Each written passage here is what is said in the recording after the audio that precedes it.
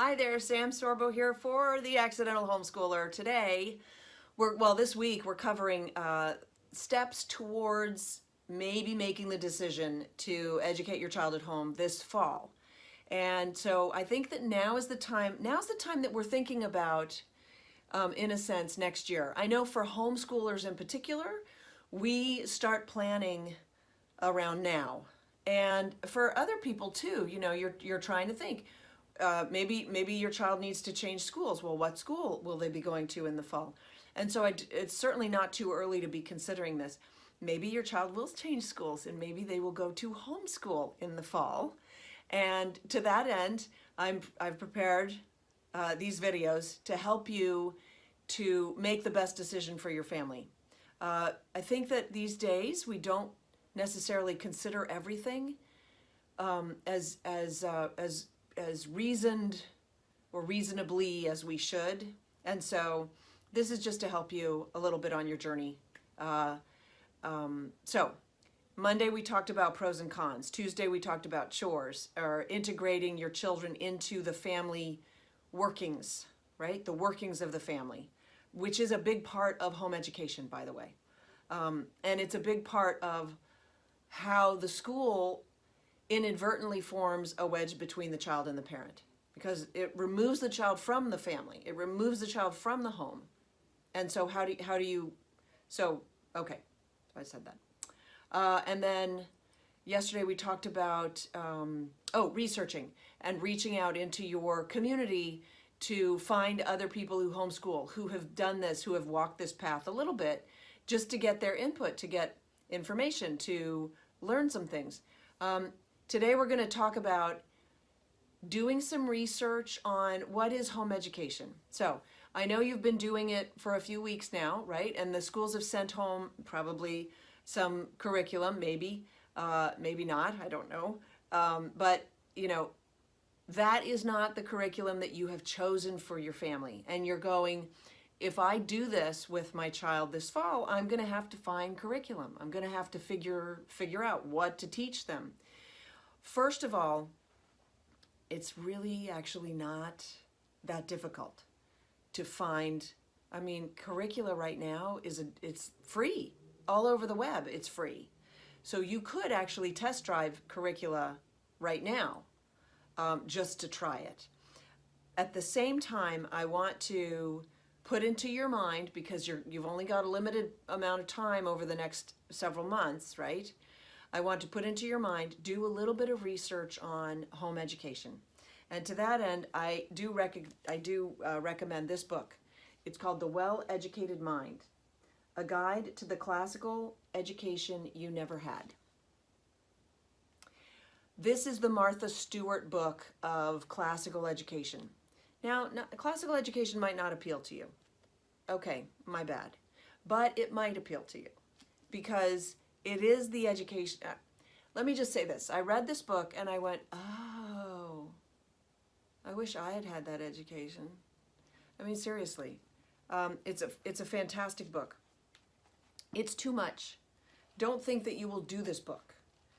This book could just as easily dissuade you from trying home education, because it looks so onerous if you do this book. But if you just take some of the tools, some of the information in this book, it will help inform you why our system is failing and how you can actually just improve on the system. So understand, your job is not to raise an Einstein. Your job is to see that your child gets an education. If you want to, it gets a good education, right? If you want to compare what the schools are doing to what you have the potential to do, you will beat them every time. You will win every time. Well, I mean, as long as you devote some modicum of your energy in that direction, because they're not getting it done. The schools are not getting it done. So I'm just here to try to empower you on this journey. I want you to make it, okay?